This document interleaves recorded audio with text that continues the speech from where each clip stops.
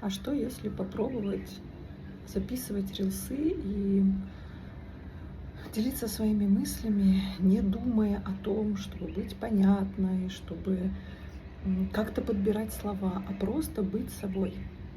И я сейчас с этим соприкоснулась, когда начала более открыто говорить тем, что у меня происходит, и то, возможно, где-то даже не договаривая, потому что еще есть некая такая история с уязвимостью. И вот сейчас я такая: так, сейчас я хочу записать много что есть сказать, много что есть, чем поделиться. Но вот это так, а надо это, а как лучше, а надо там снять, подснять.